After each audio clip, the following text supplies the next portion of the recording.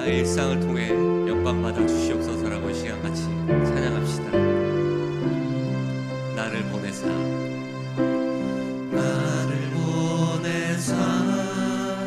서게 하신 곳, 가장 귀한 곳이 바로 이곳이라. 내게 주신 곳 광야와 같아도 믿음과 소망 가지고 최선을 다하고. 우리 다시 한번 고백합시다. 나를 보내사 서게 하신 곳, 가장 귀한 곳이 바로 이곳이라. 내게 주신 곳 광야와 같아도 믿음과 소망 가지고 최선을 다하리. 나의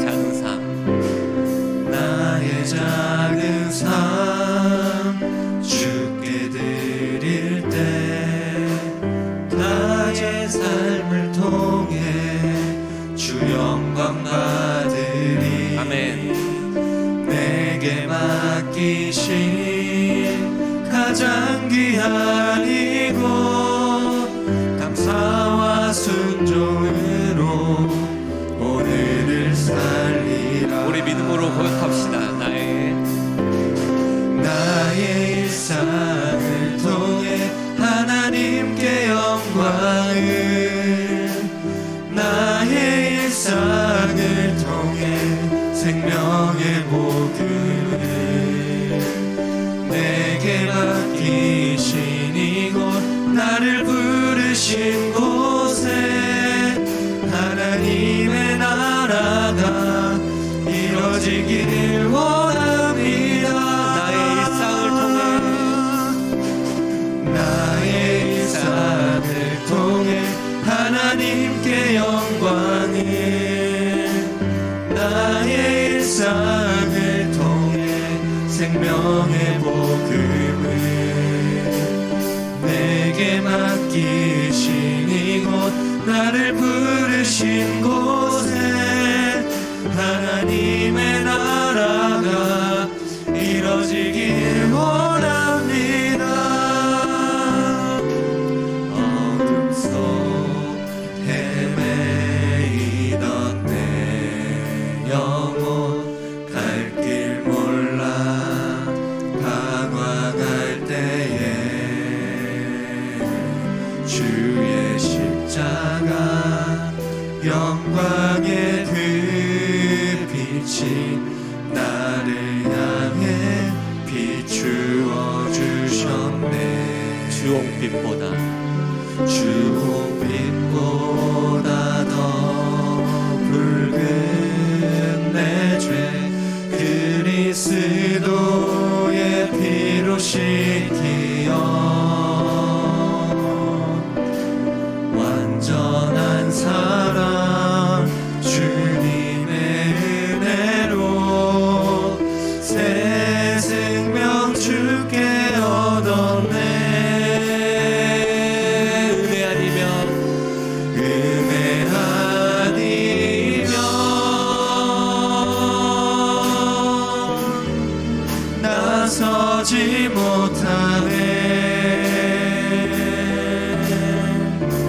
십자가의 그 사랑 능력 아니면 나서지 못하네.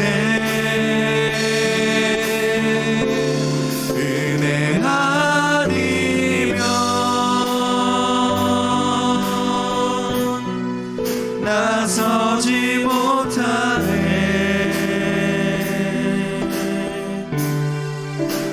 놀라운 사랑 그네 아니면 나서지 못하네. 우리 다시 한번 고백합시다. 어둠 속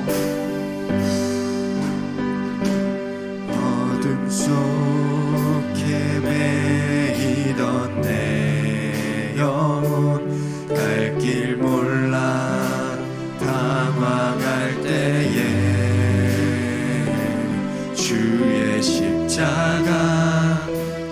영광의 그 빛이 나를 향해 비추어 주셨네. 아멘. 주홍빛보다 더 붉은 내 죄 그리스도의 피로 씻기어 완전한 사랑 주님의 은혜로 새 생명 주께 얻었네. 우리 믿음으로 고백합시다. 은혜 아니면 은혜 아니면 나서지 못하네. 십자가의 그 사랑 능력 아니면 나서지 못하네. 은혜 아니면 나서지 못하네.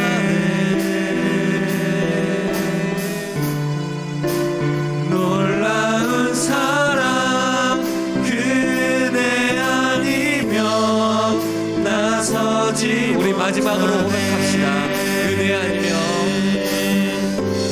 은혜 아니면 나서지 못하네. 십자가의 그 사랑 능력 아니면 나서지 못하네. 은혜 아니면 나서지 못하네. 놀라운 사랑 그대 아니면 나서지 못하네. 할렐루야. 우리가 찬양한 것처럼 주님의 은혜가 아니면 우리가 주님 앞에 나올 수 없고 지금 주님 앞에서 예배할 수 없는 줄 압니다. 오늘도 주님 주신 그 은혜가 있기에 이 자리에 나왔습니다. 이 예배 가운데 주신 은혜에 감사하고 그 주님 주신 은혜에 감사하고 그 은혜를 찬양하는 우리 모든 성도님들 되기를 바라겠습니다. 다 함께 일어나셔서 찬양하심으로 주일 일부 예배를 하나님 앞에 드리겠습니다.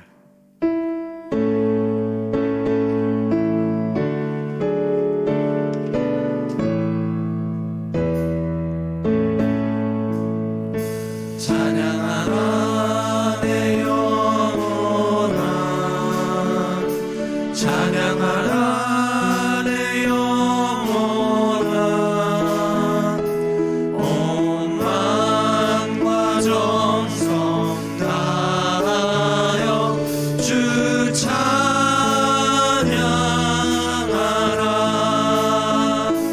경배하라 내 영혼아 경배하라 내 영혼아 온 마음과 정성 다하여 주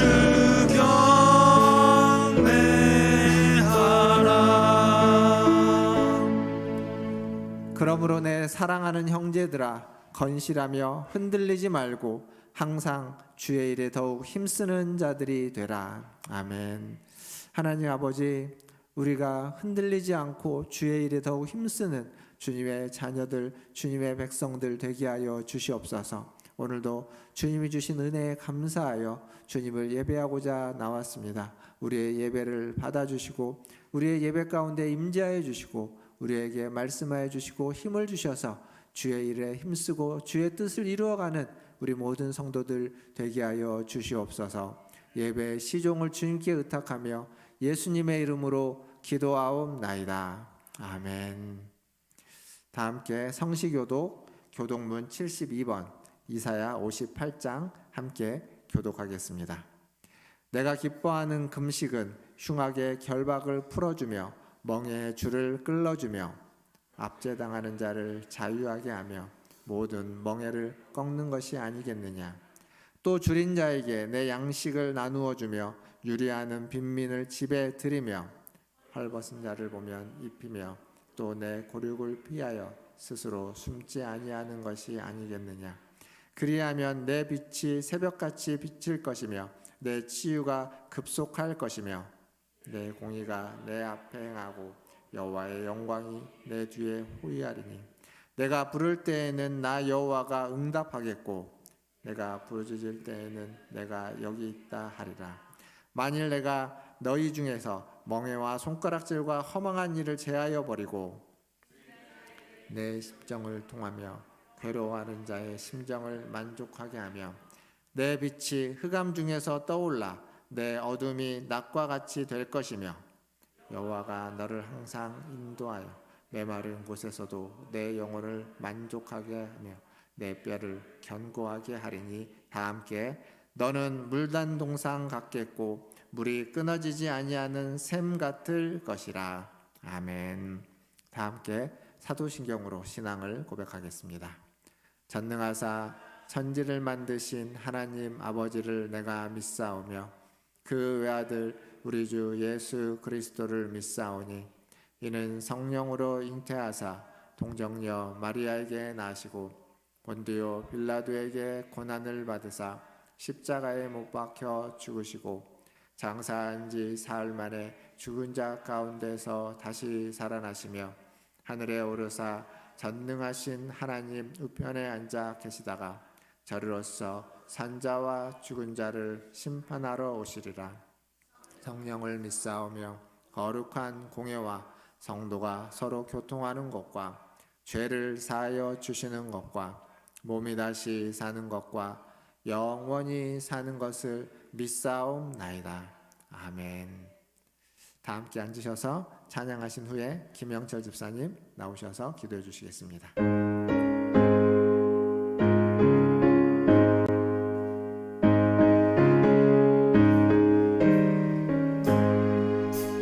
나의 생명 되신 주 주님 앞에 나아갑니다.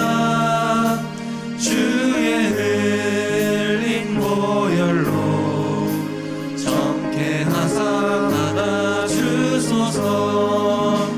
날마다 주를 찬송하겠네. 주의 사랑 줄로서 나를 굳게 잡아 매소서. 괴로운 세상 지낼 때 나를 인도하여 주소서. 주를 믿고 나가면 나의 길을 잃지 않겠네. 날마다 주를 찬송하겠네. 주의 사랑 줄로서 나를 굳게 잡아 매소서. 세상 살아갈 때에 주를 더욱 사랑합니다. 밝고 빛난 천국에 나의 영혼 들어가겠네. 날마다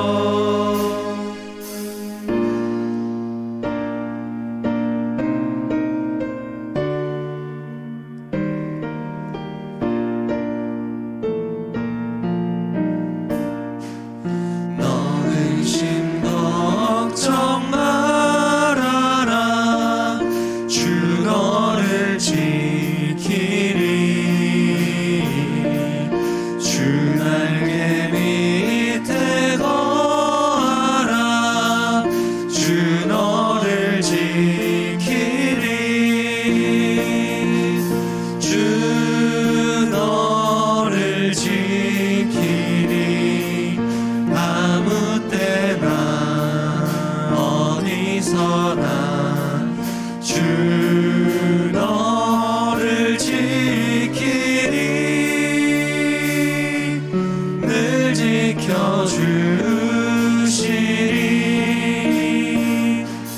어려워 낙심될 때에 주 너를 지키리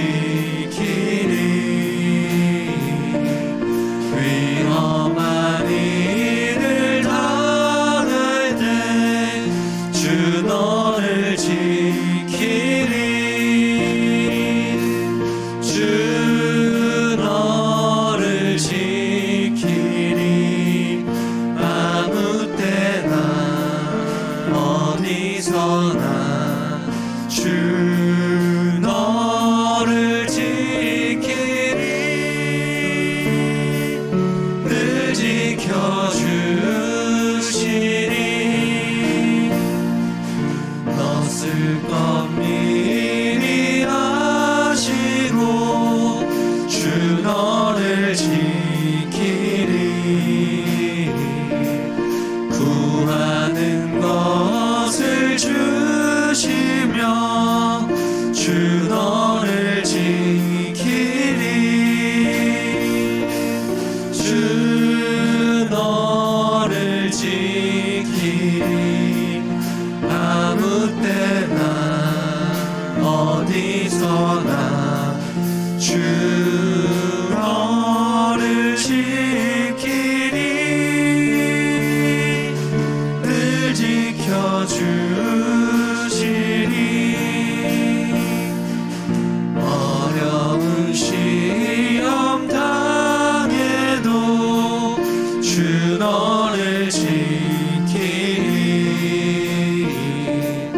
구주의 품에 거하라 주 너를 지키리 주 너를 지키리 아무 때나 어디서나 주 너를 지키리 늘 지켜주시리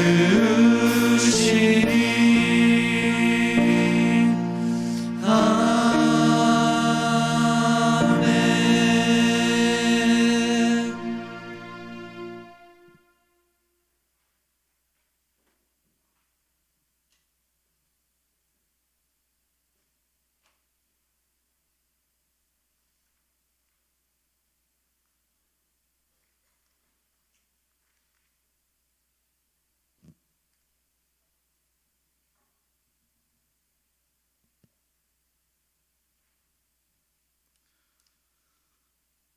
기도하겠습니다. 우리를 택하셔서 성도로 삼으신 사랑의 하나님 아버지, 오늘도 주님의 은혜 속에 교회로 불러주시고 하루를 시작하게 하심이 감사합니다. 처음이요 마지막이 되신 하나님께서 예배의 시작도 마침도 온전히 주님의 은혜가 되게 하시기를 원합니다.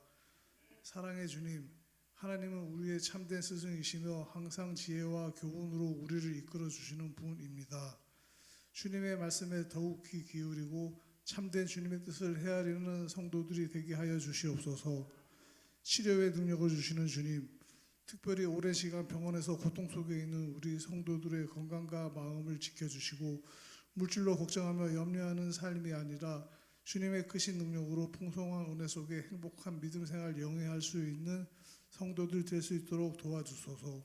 주님, 하나님의 올바른 진리의 말씀을 깨달아 성도들을 바른 신앙의 길로 인도하게 하시는 목사님 가정에도 늘 행복과 평화를 주실 거라 믿습니다. 주일학교 교사들을 위해 기도합니다. 하나님의 말씀을 잘 준비하여 학생들에게 바르게 가르칠 수 있는 지혜를 주시옵고 건강과 축복을 더해 주시옵소서. 예수님의 사랑을 가르쳐 주신 선생님들에게 감사하는 마음 전하는 스승의 날 되게 하시고 우리의 진정한 스승 되신 예수 그리스도의 이름으로 기도드립니다. 아멘.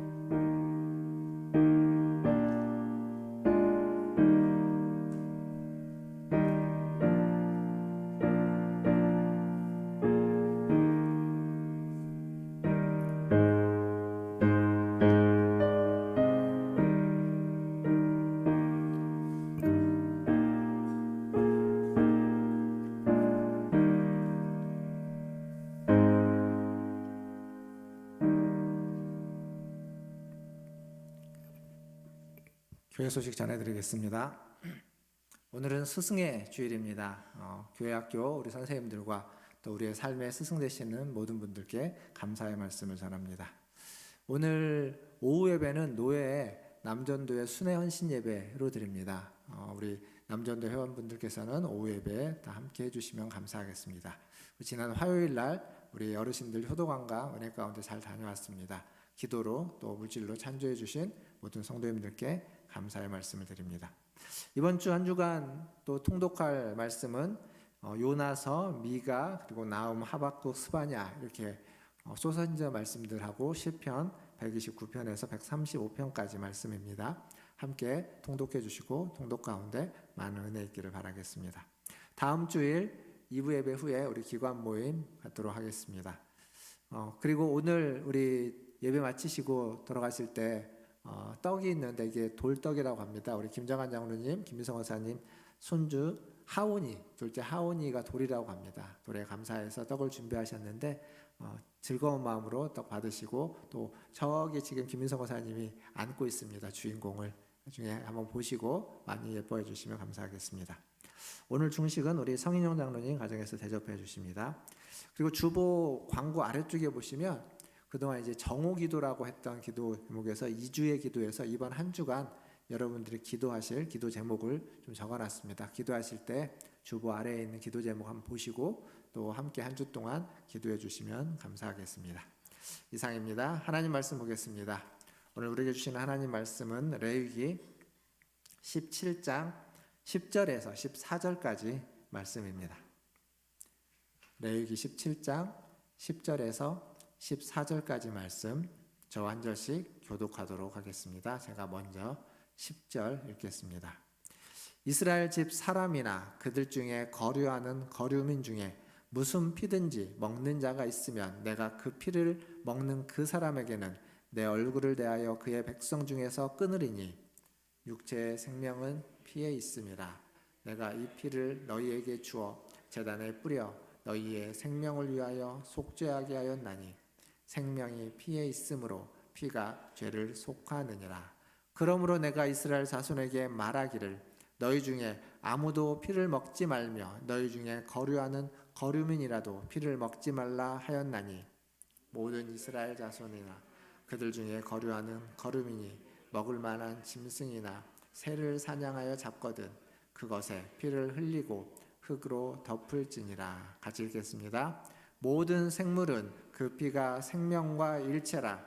그러므로 내가 이스라엘 자손에게 이르기를 너희는 어떤 육체의 피든지 먹지 말라 하였나니 모든 육체의 생명은 그것의 피인즉 그 피를 먹는 모든 자는 끊어지리라. 아멘. 우리 좌우에 계신 분들 보시면 인사하겠습니다. 사랑합니다. 축복합니다. 사랑합니다. 축복합니다. 오늘 스승의 주일입니다. 이 자리에 이제 우리 주일학교 선생님들이 또 계시고 또 주일학교 선생님들뿐만 아니라 우리의 인생의 선생님들 또 우리 삶의 본이 되시는 우리 어르신들도 함께 계십니다. 그 모든 스승분들께 감사를 드리고 스승이라는 그 단어가 지식만을 전해주는 사람은 아닐 겁니다. 지식만을 전해주는 것이 아니라 어떻게 살아야만 하는지 어떤 삶을 살아야만 하는지를 이야기해주는 사람, 그런 사람이 스승일 겁니다. 삶의 근본 원리가 무엇인지 우리가 일상 속에서 어떻게 살아가야만 하는지 그리고 구체적인 삶의 모습 어떤 모습으로 살아가야만 하는지를 보여주는 사람, 알려주고 보여주는 사람, 그런 사람이 스승일 겁니다. 그런 의미에서 교사, 스승은 어찌 보면 말씀의 근본을 가르쳐주는 사람임과 동시에 그 말씀에 순종하고 그 말씀을 따라가는 사람입니다. 그러니까 성경에 있는 말씀을 가르친다고 하면서 성경에 있는 말씀대로 살지 않는다면 그 사람은 성경에 있는 말씀을 가르치는 진정한 스승이 될 수는 없을 겁니다. 그래서 어려운 자리가 교사이고 스승입니다. 내가 말한 대로 내가 가르치는 대로 내가 살기를 힘써야 되기 때문에 사실 그게 쉽지 않은 일인데 그렇게 사는 거 쉽지 않은 것인데 그럼에도 불구하고 누구보다도 먼저 그것이 요구되어지는 자리가 스승이라는 교사라는 자리이기에 더 무겁고 더 힘들고 그리고 그렇게 살아가기 위해서 애써야만 하는 자리일 겁니다. 우리는 지금 계속 레위기 말씀을 봅니다. 레위기는 하나의 율법, 법이라고 이야기할 수 있습니다. 법조항. 근데 어떤 법이냐면 지금 우리식으로 표현하면 헌법과 법률을 함께 가지고 있는 법조문, 그게 율법이라고 할 수 있습니다. 레위기는 특히나 그렇습니다. 레위기의 전반부 1장에서 16장까지, 지난주까지 봤던 16장은 레위기의 전반부는 법으로 이야기하면 헌법과 같은 것입니다.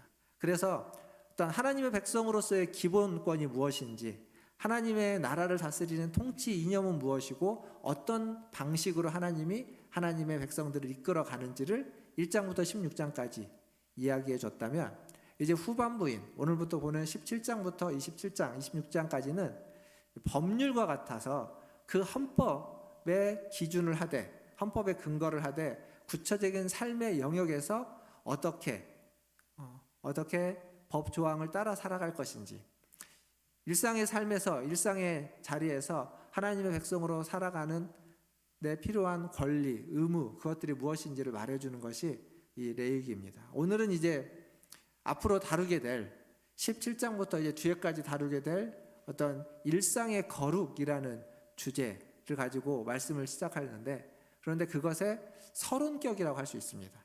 그러니까 레위기 전체의 서론은 1장이지만 레위기 후반부의 서론은 17장이라고 이야기할 수 있습니다. 먼저 이 17장에 대해서, 17장부터 26장에 대해서 그 19세기 신학자인 클로스터만이라고 하는 사람은 그 전에 없었던 말을 하나 만들어냈습니다. 그게 뭐냐면 성결법전이라는 말을 만들어냈습니다. 성결법전. 성결하게 사는 삶이 무엇인지 정해져 있는, 기록되어져 있는 법조문과 같다. 그게 17장부터 26장까지 말씀이다. 이렇게 이야기했습니다. 하나님의 백성이 따르고 지켜야만 하는 거룩한 일상 속에서의 규정들, 법조문들, 율법이 무엇인지를 말해주고 있는 거죠. 그래서 레위기 17장의 주제는 쉽게 말하면 하나님의 백성이 지켜야만 하는 일상의 거룩, 이렇게 이야기할 수 있을 겁니다. 주제는. 즉 그 주제에 맞춰서 어떤 것이 거룩한 삶이고, 거룩한 삶을 위해서는, 거룩을 위해서는 어떤 삶을 살아야만 하는지가 17장부터 기록되어져 있습니다. 근데 이제 17장에도 나오지만 제사에 대한 규례가 나오는데, 여러분 지난주에 제가 뭐라고 말씀드렸냐면 레위기 전반부 1장부터 10장까지 혹은 7장까지 제사법은 죄를 해결하기 위해서, 죄의 문제를 해결하기 위한 법이고, 10장부터 16장까지, 15장까지는 그 정결예법이라고 해서 더러움의 문제를 해결하기 위한 법이다. 이렇게 말씀을 드렸습니다. 그렇게 보면 제사는 죄의 문제를 해결하기 위한 데 초점이 맞춰져 있는데, 근데 이 17장부터 뒤에 나오는, 17장부터 뒤쪽에도 제사에 관한 이야기들이 잠깐 등장하는데, 이 제사는 죄의 문제에 초점이 맞춰져 있지 않습니다. 죄의 문제보다는 거룩함의 문제, 어떻게 성결하게 거룩하게 살 것인가 라고 하는 측면에서 제사를 이야기하고 있다라는 겁니다. 그래서 성경은 같은 제사를 말하는데 어떤 맥락에서 어떤 목적으로 말을 하고 있느냐에 따라서 그 약간의 뉘앙스와 강조점이 달라진다는 사실을 알아야 됩니다. 출애굽에서 이야기하고 있는 제사, 신명기에서 말하고 있는 제사, 그리고 레위기가 보여주는 제사도 전반부에서 보여주는 제사와 후반부에서 보여주는 제사는 같은 속죄제이고 같은 화목제이지만 강조점이 다르다라는 사실을 좀 기억해야만 합니다. 어쨌거나 중요한 건 구별된 삶을 사는 겁니다. 제가 뭐 쭉 설명을 했지만 한마디로 이야기하면 정결한 삶, 성결한 삶, 거룩한 삶, 다른 말로 표현하면 구별된 삶을 사는 것. 그럼 어떤 삶이 구별된 삶이냐? 그것은 여호와를 하나님으로 모시고 하나님으로 삼고 살아가는 삶, 하나님의 다스림을 받으며 살아가는 삶, 이게 구별된 삶의 정의입니다. 어떤 삶이 도대체 다스림을 받고 구별된 삶을 살아가는 거냐? 사실 이스라엘 백성은 지금 레위기 말씀을 듣고 그 말씀을 받고 있는 이때 이스라엘 백성은 얼마 전까지 애굽이라고 하는 이집트에서 살았던 사람들입니다. 그리고 이들은 얼마 후에는 가나안 땅에 들어가서 살아야만 하는 사람들입니다. 근데 이집트도 그렇고 가나안 땅도 그렇고 하나님을 믿는 사람들이 살았던 곳이 아닙니다. 하나님의 백성들은 이스라엘 유대인들이 전부였습니다. 이집트 땅에서 그들은 순염소를 비롯해서 수많은 동물과 수많은 그런 별들을 섬기는 그런 땅에서 오랫동안 살아왔습니다. 그리고 그들이 들어가서 살게 된 가나안 땅은 가나안 대표적인 7민족이라고 해서 그들은 바알과 아스타롯을 비롯한 다른 많은 우상들을 섬기면서 살아가는 삶이었습니다. 이제 그곳에서 이 유대인들은 이집트의 사람들이 살았던 삶이 아니라 가나안 민족이 살았던 삶과는 전혀 다른, 사뭇 다른 삶을 살아야만 하는 겁니다. 그러니까 지금 우리로 이야기하면 우리가 살고 있는 이 땅에서, 이 세상에서 많은 사람들이 중요하게 생각하는 가치, 많은 사람들이 중요하게 생각하고 있는 그 가치에 맞춰서 그 어떤 그런 그게 욕망의 가치든지 필요의 가치든지 그것을 추구하면서 살아가고 있습니다. 근데 우리가 그것을 그대로 답습해서 따라가고 살아간다면 그러면 유대인들이 가나안 민족을 따라가는 것과 다름없습니다. 그 이스라엘 백성들이 애굽의 사람들을 쫓아가는 삶과 다름이 없습니다. 그리스도인으로 살아간다는 것, 하나님의 백성으로 살아간다는 것, 이 세상의 가치와 같지 않은, 이 세상의 가치보다 다른 가치를 추구하면서 살아가는 삶이어야 됩니다. 그것이 하나님의 백성답게, 하나님의 사람답게 살아가는 삶입니다. 그 가치가 무엇인지는 이제 이후로 계속 말씀을 드리고 함께 나누게 될 것입니다. 오늘 이야기할 수 있는 그 중에 하나는 이 레위기 17장부터 뒤에까지 나오는 것에 반복되는 한 2가지 정도의 단어, 그리고 2가지 주제가 있는데 그 중에 하나는 거류민이라는 단어이고 또 하나는 거룩이라는 단어입니다. 거룩. 오늘 우리가 읽었던 말씀에도 거류민이라고 하는 그 몇 절 안 되는 그 절 속에 거류민이라는 단어가 반복해서 나오고 있습니다. 이 거류민은 이스라엘 백성과 함께 살고 있는 이방인들, 외국인들을 의미합니다. 근데 이 거류민이라는 단어가 구약 성경에 총 93번, 93번 등장합니다. 93번. 93번 등장하는데 그 중에 모세 오경에 68번이 등장합니다. 그러니까 3분의 2가 넘게 모세 오경에 쓰여져 있습니다. 68번이 모세 오경에 등장하는데 그 중에서도 레위기에 21번이 쓰여져 있습니다. 그런데 레위기에 21번이 쓰여져 있는데 그 21번도 대부분 17장 이후에 쓰여져 있습니다. 그 말은 뭐냐면 이제 우리가 앞으로 보게 될 17장부터 27장까지의 이 내용 안에는 거류민에 대한 이야기가 상당히 많이 나오고 그 말은 다른 말로 바꾸면 이스라엘 백성, 유대인들 안에 그들과 함께 거하고 있는 유대인이 아닌 이방인들, 외국인들, 다른 민족의 사람들이 상당히 많이 있다라는 겁니다. 그리고 그들과 함께 어떻게 살아가야만 하는지를 지금 이 일상의 거룩, 삶의 이야기를 하면서 하나님은 말씀하고 있다는 겁니다. 사실 우리는 한국에서 태어나서 한국에서 삽니다. 외국을 나가는 경우가 있더라도 여행으로 뭐 1주일, 2주일 이렇게 여행으로 다녀오는 경우이지 그곳에 사는 경우는 그렇게 흔히 없습니다. 그래서 우리는 항상 본토인, 항상 본토에서 태어나서 본토에서 사는 본토인이라는 정체성이 있습니다. 하지만 성경은 이 본토, 어떤 토박이들에 대한 이야기가 아니라 우리가 이 땅에 태어나서 이 땅에서의 토박이이고 본토인일지 모르겠지만 하나님 보시기에는 이 땅은 우리가 잠시 머물다 가는, 거류민으로서 잠시 머물다 가는 것이지 우리의 본향은, 우리의 고향은 하늘나라에 있는 겁니다. 그러니까 그게 우리의 거류민은 어쩌면 이 땅을 살아가고 있는 우리의 본질 같은 겁니다. 본질. 근데 그걸 느껴보거나 경험할 기회가 우리가 별로 없습니다. 사실 저도 그랬습니다. 그런데 기회가 돼서 미국에서 한 4년 정도 살면서 이 이방인이라는 느낌이 어떤 건지 조금은 알게 됐습니다.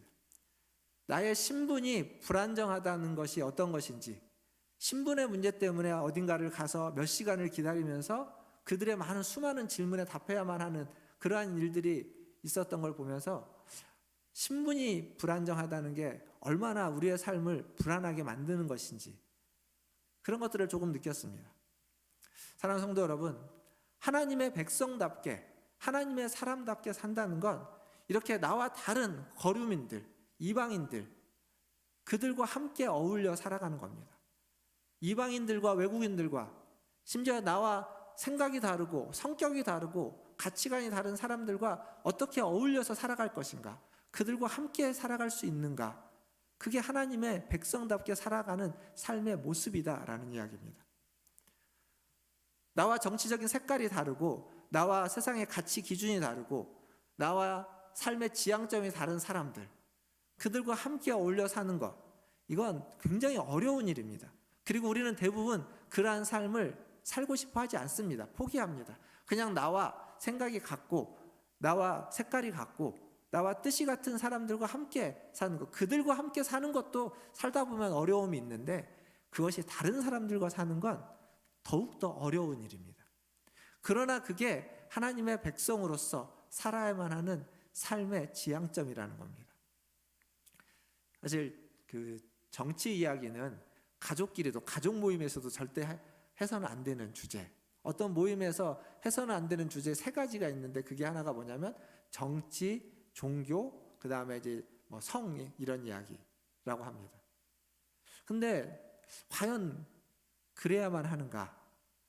하나님의 백성, 하나님의 사람으로 산다는 건 그렇게 정치가 됐던 다른 종교가 됐던 그런 이야기들을 하지 않는 수준이 아니라 그것을 뛰어넘어서 그 다르더라도 그렇게 차이가 있고 함께하기 어려운 그 얘기 자체가 그 모임을 깨는 것 같은 상황 속에서도 그것을 뛰어넘어서 그들과 함께 어울려 살 수 있는, 그들과 함께 할 수 있는 삶, 그게 하나님의 백성다운 모습이고 백성다운 삶이라고 이야기할 겁니다. 그러니까 신앙으로, 믿음으로 그 모든 차이를 뛰어넘을 수 있어야 됩니다. 그것이 바로 하나님의 백성다운 삶입니다. 저는 오늘 이 예배에 나오신 우리 문화천지일교 모든 성도님들이 우리의 모든 차이, 수많은 다름에도 불구하고 그것을 믿음으로, 신앙으로 뛰어넘어서 하나됨을 이루어가기 위해서, 서로 어울려 살아가기 위해서 힘쓰고 애쓰는 우리 문화천지일교 모든 성도들이 되시기를 주님의 이름으로 축원드립니다. 그리고 또 하나의 단어가 거룩이라는 단어라고 말씀드렸습니다. 그러니까 거룩이, 성경은요 어떤 게 거룩이다 이렇게 정의 내리지 않고 거룩한 삶이 무엇인지를 설명하고 그 삶의 이야기를 하는 경향이 많습니다. 그러니까 믿음이 무엇이냐라고 정의 내리기보다는 믿음으로 살았던 아브라함의 삶을 이야기를 쭉 펼쳐놓고 믿음으로 살았던 사람들의 이야기를 펼쳐놓고 그들의 삶의 이야기를 통해서 믿음이 무엇인지 알게 합니다. 그럼 거룩은 어떻게 이야기하느냐?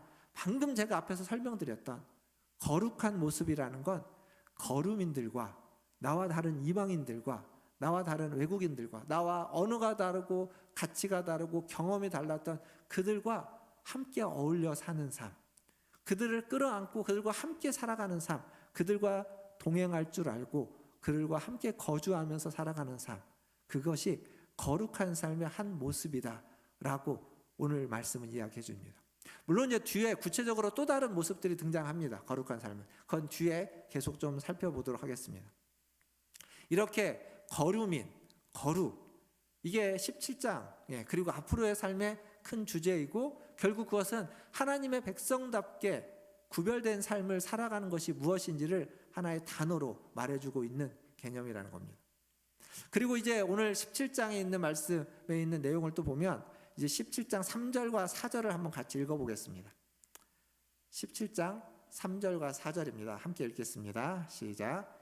이스라엘 집의 모든 사람이 소나 어린 양이나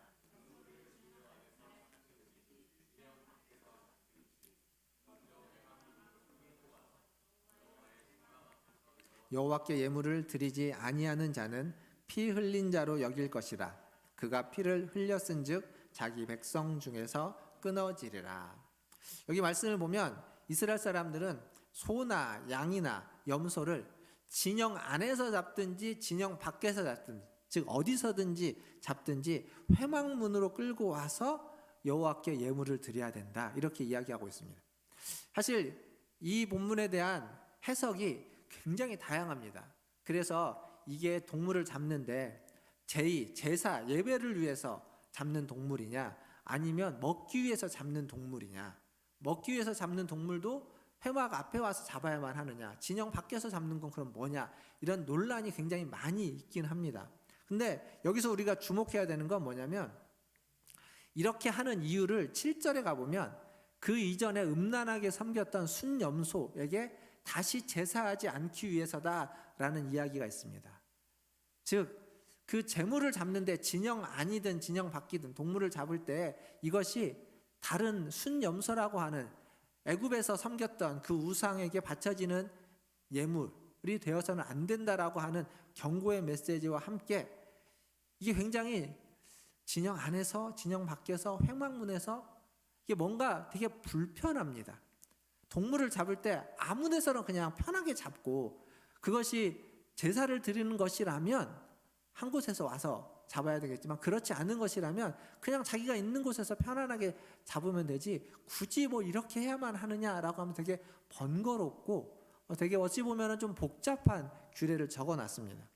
그런데 오늘 읽었던 말씀에 4절에 뭐라고 되어 있냐면 이렇게 해야만 하는 이유를 이렇게 하지 않으면 피를 흘린 자인데 피를 흘린 자는 자기 백성 중에서 끊어지리라라고 하면서 경고의 문구가 거기에 덧붙여 있습니다.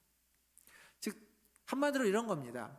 그 번거로움이 우리를 이 저주로부터 이 경고로부터 우리를 지켜준다는 겁니다. 번거롭긴 합니다. 그리고 굳이 꼭 이렇게까지 해야만 하는가라고 하는 의문점을 던질 수도 있습니다. 그러나 그렇게 함으로써 우리의 생명을 하나님이 지켜주겠다는 겁니다. 우리의 생명을 보호해 주시겠다고 하는 메시지라는 겁니다. 그러니까 하나님 앞에서 신앙생활을 하는데 때로는 번거롭습니다.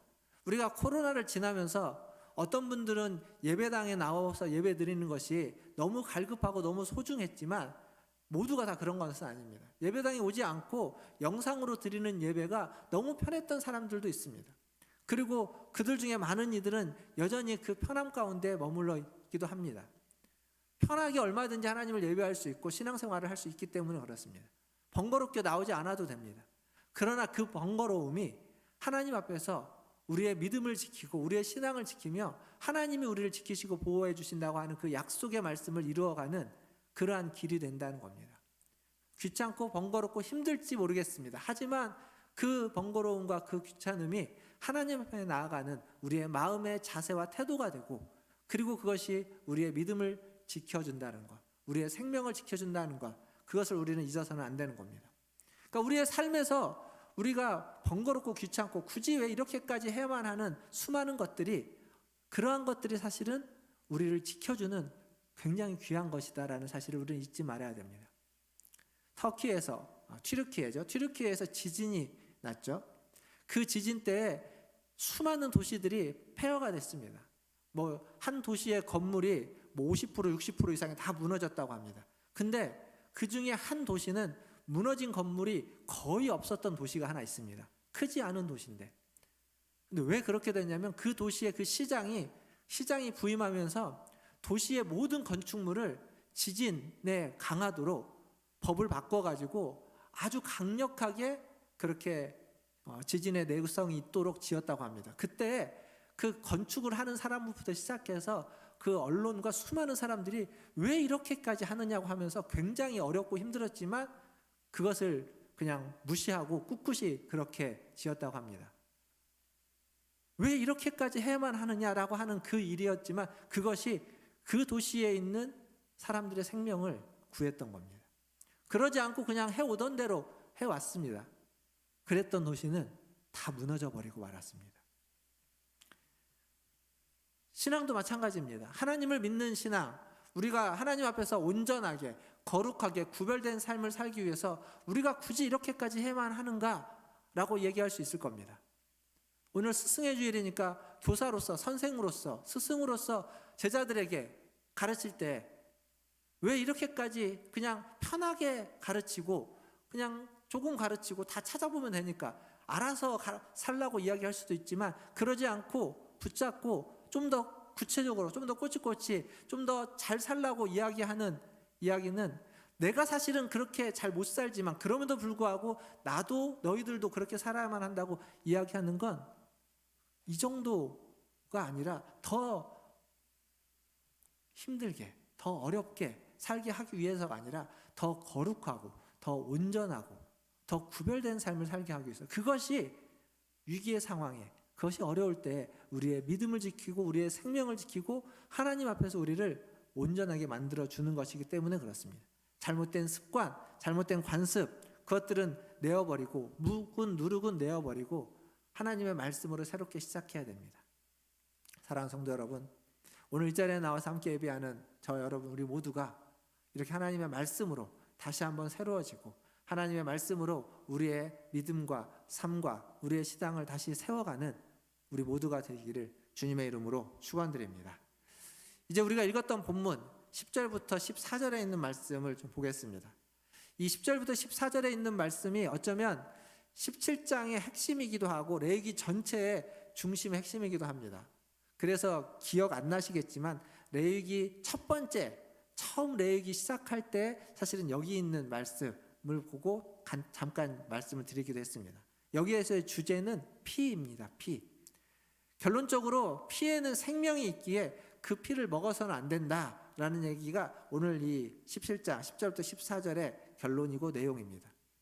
근데 우리가 피 하면은 약간 좀 이렇게 오해하는 부분이 있는데 뭐냐면 피하면 좀 이렇게 거리감이 있죠. 아무래도 그게 피라고 하면은 어떤 신비로운 것과 혹은 주술적인 것 이런 것들이 함께 섞여 있습니다. 무슨 얘기냐면 여러분들이 이제 무슨 방송을 보면 예전에 했던 영화 중에 곡성이라는 영화가 있는데 그 곡성이라는 영화에 보면 그 무당이 구슬하거나 그런 걸 할 때 피를 사용하는데 아마 닭피였나요? 어떤 동물의 피를 사용해서 구슬합니다. 구슬할 때도 피를 사용하고요. 부적을 쓸 때도 동물의 피로 부적을 쓰고 부적은 보통 노란색 바탕에 빨간색이 되어 있지 않습니까? 그냥 빨간색이 아니라 원래 그런 건 피로써 또 쓰는 것들이 있죠. 그러니까 피하면 이런 주술적인 것과 어떤 신비적인 것, 어떤 샤머니즘적인 것들이 굉장히 이렇게 그런 어떤 느낌이 있습니다. 근데 성경에서 이야기하고 있는 피는 그런 피의 개념이 아니라 그 피가 무엇을 상징하고 있는지 피에게 담겨진 의미를 이야기합니다. 한마디로 피는 예나 지금이나 우리의 몸에 우리의 몸뿐만 아니라 모든 동물의 몸에 없어서는 안 될 겁니다. 왜냐하면 피가 없어지면 피가 적어지면 생명이 사라지기 때문에 그렇게 되는 겁니다. 피에는 생명이 있다라고 하는 그 말씀 그대로인 겁니다. 그러니까 사람의 피에는 사람의 생명이 있고 동물의 피에는 동물의 생명이 있는 겁니다. 11절을 보면 이렇게 피에 생명이 있기에 그 피가 뿌려짐으로써 그 생명을 속죄하는 대속한다라고 이야기합니다. 제가 한번 다시 읽어보겠습니다. 11절 잘 보십시오. 육체의 생명은 피에 있음이라 내가 이 피를 너희에게 주어 제단에 뿌려 너희의 생명을 위하여 속죄하게 하였나니 생명이 피에 있으므로 피가 죄를 속하느니라. 그러니까 죄는 생명으로 그 대가를 지불해야 되는데 피에 생명이 있기 때문에 피로써 대가를 지불하는 겁니다. 그게 생명을 지불하는 겁니다. 그러니까 지금 성경이 강조하고 있는 건 뭐냐면 동물의 피로 우리의 생명을 대속하는 겁니다. 동물의 피와 우리의 생명이 맞바꿔지는 겁니다. 동물의 피를 하나님께 바침으로써 그것과 우리의 생명을 바꿨기 때문에 우리의 생명이 하나님께 바쳐지는 것과 똑같은 효과를 얻는 겁니다. 제물의 피를 드렸지만 하나님은 그것을 제물, 동물의 피로 받지 않고 그 제물을 바친 사람의 생명으로 받으신다는 겁니다. 그래서 우리가 제사를 드릴 때, 구약의 제사를 드릴 때 그들은 하나님이 제물의 피를 받은 것이 아니라 제사를 드리는 그 사람의 생명을 받았다. 그러니까 우리 사실 모든 예배는 우리의 생명을 하나님께 바치는 겁니다. 그래서 바울 서신에서 로마서에서 바울이 하나님께 드리는 영적 예배는 너희의 몸을 하나님께 드리는 거룩한 산 제사로 드리는 것이다 라고 할 때 우리의 생명을 하나님께 드린다는 겁니다. 우리의 모든 예배는 사실 우리의 생명을 하나님께 드리는 예배입니다. 우리는 그것을 매주 하고 있는 겁니다. 이게 제사, 예배의 중심 주제입니다. 중심 가치입니다. 그리고 또 하나 피채 먹지 말라, 피를 먹지 말라라는 말씀을 덧붙여 하고 있습니다. 10절과 12절, 14절 반복해서 하는데 이것은 신약에 오면 사도행전 15장에 있는 말씀에서 약간 일단락되는 경향이 있습니다. 15장 20절에 뭐라고 되어 있냐면 다만 우상의 더러운 것과 음행과 목매어 죽인 것과 피를 멀리하고 편지하는 것이 옳으니라고 하면서 이 이방인들에 대해서 이야기할 때 피를 멀리하라고 이야기합니다. 사실 우상의 제물, 목매어 죽은 것, 피 다 비슷한 얘기들입니다. 근데 우리가 보면 성경에 피를 멀리하라고만 적혀져 있는 것이 아니라 피를 마시라고 하는 부분도 있습니다. 특히 예수님이 하신 말씀, 마태복음 26장 27절과 28절을 보면 이런 말씀이 있죠. 같이 한번 읽어보겠습니다. 26장 27절입니다. 시작. 또 잔을 가지사 감사하기도 하시고 그들에게 주시며 이르시되 너희가 다 이것을 마시라. 이것은 죄사함을 얻게 하려고 많은 사람을 위하여 흘리는 바 나의 피, 곧 언약의 피니라. 이것을 마시라 라고 이야기하고 있습니다. 그러니까 지금 성경에는 피를 먹지 말라라는 구약의 말씀과 피를 마시라고 하는 신약의 말씀이 함께 공존하고 있습니다. 레위기에서 피를 먹지 말라고 하는 그 말씀은 그 피에는 생명이 있기 때문에 피를 먹는 자, 피를 함부로 흘리는 자는 그 생명을 함부로 하는 자라는 의미입니다. 생명을 존중하는 관점에서 함부로 하지 못하도록 피를 먹지 말라고 강조하고 있습니다. 그것을 먹으면 하나님 앞에서 그 생명을 먹는 것이고 그 생명을 먹는다는 건 범죄하는 것이기에 백성 중에서 끊어진다라고 경고하고 있습니다. 사람의 생명도 동물의 생명도 마찬가지입니다. 모든 생명은 존중받아야 한다라는 측면이 레위기에서 있는 하나의 측면입니다. 그런데 신약에 오면 달라집니다. 생명을 존중하는 방식이 달라집니다. 생명을 존중하는 방식이 그리스도의 피를 마심으로 그리고 그리스도의 몸을 먹음으로 그리스도와 함께 그리스도의 사역에 참여하게 되는 겁니다. 그리스도와 함께 그리스도의 일을 하게 되는 겁니다. 근데 그리스도의 일이 뭐냐면 생명을 살리는 일입니다. 그리스도는 죽어있는 자를 살리고 죽어갈 수밖에 없는 자를 살리고 연약한 자, 악한 자, 죽음 가운데 있는 자를 회복하는 일이 그리스도의 일입니다. 그게 생명을 살리는 그리스도의 일입니다. 우리가 그리스도의 피를 마시고 그리스도의 살을 먹음으로써 그 성찬식의 떡과 포도주를 먹고 마심으로써 우리는 그리스도의 사역에 참여해서 생명을 살리는 일을 해야만 한다라는 이야기가 신약의 이야기입니다. 그러니까 구약의 이야기도 생명을 존중하라는 이야기였고 신약의 이야기도 그 생명을 살려야 된다라는, 생명을 존중한다는 이야기입니다. 하지만 성경이 이야기하고 있는 방식은 피를 먹지 말라와 이쪽은 피를 먹으라라는 걸로 정반대처럼 보여지지만 사실은 똑같은 얘기를 하고 있는 겁니다. 사랑하는 성도 여러분, 그래서 우리가 그리스도를 따르는 것, 그리스도의 십자가를 묵상하고 그리스도의 죽으심을 묵상하고 그리스도의 그 죽으심 앞에서 우리의 죄악이 다 사라졌다는 것을 묵상하는 것은 너무도 소중합니다. 그러나 동시에 거기에서 끝나서는 안 되고 그 그리스도가 살아왔던 삶, 그리스도가 부활해서 살아갔던 삶을 우리도 따라가야만 합니다. 즉 그리스도의 죽으심을 묵상하고 난 다음에는 우리는 그리스도를 따라 죽는 삶을 추구해야만 한다는 겁니다. 그리스도의 죽으심만이 끝나는 것이 아니라 우리도 그리스도와 함께 죽어야 된다라는 사실입니다. 사랑하는 성도 여러분, 그리스도의 십자가를 더욱 묵상하십시오. 그리고 그리스도의 십자가를 따라 살아가는 삶, 그 십자가를 지고 살아가는 삶, 그리스도가 가신 그 길을 걸어가는 그리스도의 제자들이 다 되시기를 주님의 이름으로 축원드립니다. 이제 말씀을 맺겠습니다. 히브리서에 보면 염소와 황소의 피가, 송아지의 피가 우리의 죄를 용서하지 못한다라고 되어져 있습니다. 오직 우리의 죄는 그리스도의 피, 보혈로만 사함을 받습니다. 그리고 그 보혈은 이미 흘려졌고 그래서 우리는 그리스도로 말미암아서 모든 허물과 죄악에 사함받은 그러한 자들입니다. 레위기 17장 이 말씀은 그 피에 생명이 있기에 그 생명을 존중하라고 이야기하고 있고 그리고 그 생명을 존중하는 방식은 우리가 그리스도의 보혈로 씻음받은 자로서 그리스도의 그 피를 먹고 그 피를 마시고 그 몸을 먹음으로써 그리스도와 함께 연합하여서 그리스도의 일에 동참하는 겁니다. 생명을 살리는 일에 참여하는 겁니다. 더불어서 레위기에 있는 이 말씀은 지금 레위기는 영혼에 대한 이야기가 별로 없습니다. 영혼에 대한 이야기를 별로 하지 않습니다. 우리가 사실 영혼을 굉장히 중요하게 생각하는데 의외로 구약 신앙에서 가장 중요한 핵심이라고 이야기할 수 있는 레위기는 영혼에 대한 이야기보다는 생명이 있는 피와 육체에 대한 이야기를 더 많이 하고 있습니다. 일상, 삶에 대한 이야기를 더 많이 하고 있습니다. 그렇게 놓고 보면 구약의 레위기는 영혼에 대한 책이 아니라 육체에 대한 책, 피에 대한 책, 생명에 대한 책이다라고 이야기할 수 있습니다.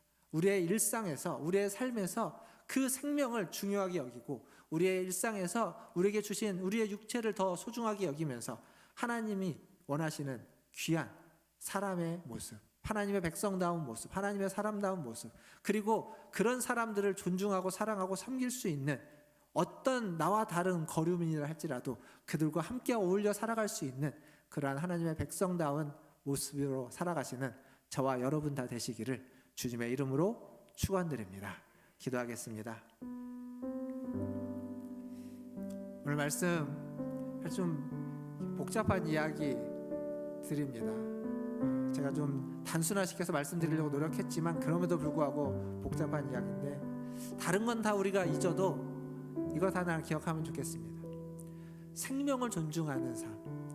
주님이 우리에게 원하시는 건, 말씀이 우리에게 전해주고자 하는 건 나와 다른 사람도, 나와 다른 가치가 있고 나와 다른 생각을 하고 있고 심지어는 나와 다른 종교를 가지고 있는 사람이라 할지라도 그 생명을 존중하고 그 생명을 소중하게 여기면서 그들과 함께 어울려 살아야만 한다는 겁니다.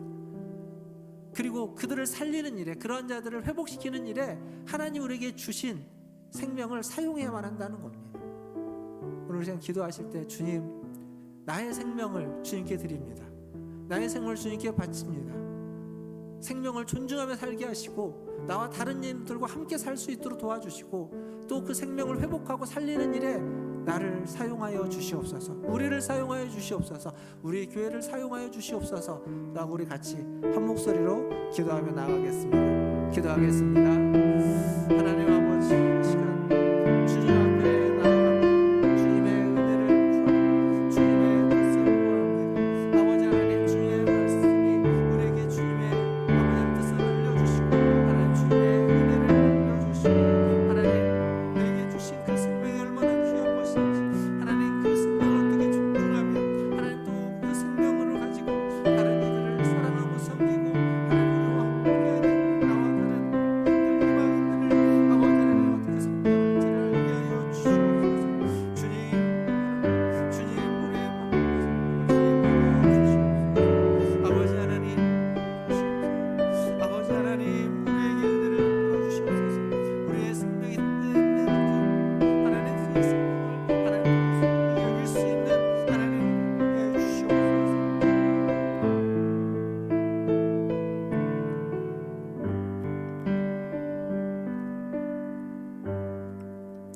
하나님 아버지, 오늘 또 주님 앞에 나와 주님을 예배할 수 있도록 우리에게 생명을 주시고 은혜를 베풀어 주시니 감사합니다. 감사함으로 주님을 예배하는 이 예배 가운데 또한 임재하셔서 우리의 찬양과 기도를 받으시고 또 우리에게 말씀하여 주시니 감사합니다. 하나님, 이 말씀을 마음에 새기고 하나님 이 말씀을 붙잡고 살아가게 하여 주시옵소서. 우리의 생명을 귀히 여겨서 살리신 것처럼 하나님 우리 또한 다른 이들의 생명을 귀히 여기게 하시고 나와 다른 생각과 가치와 종교와 하나님 그러한 삶을 살아가는 이들과도 함께 어울릴 수 있는, 함께 어우러질 수 있는, 그들을 붙잡고 그들을 버리는 것이 아니라 놓지 않고 붙잡고 함께 하나님 품어 살아갈 수 있는 그러한 하나님의 백성들 되게 하여 주시고 더 나아가서 그들의 생명을 살리는 일에 나의 생명을 쓸 수 있는 그러한 믿음의 사람, 하나님의 백성들 다 되게 하여 주시옵소서. 오늘 하나님 이 예배에 나오신 우리 모든 성도들을 축복합니다. 이들의 삶이 생명 충만한 삶, 생명을 소중히 여기며 생명을 존중하며 생명을 살리는 삶이 될 수 있도록 하나님이 더 풍성한 생명을 부어 주시옵소서. 감사하며 예수님의 이름으로 기도하옵나이다. 아멘. 우리 함께 찬송가 258장 찬양하시면서 준비하신 예물 하나님께 드리겠습니다.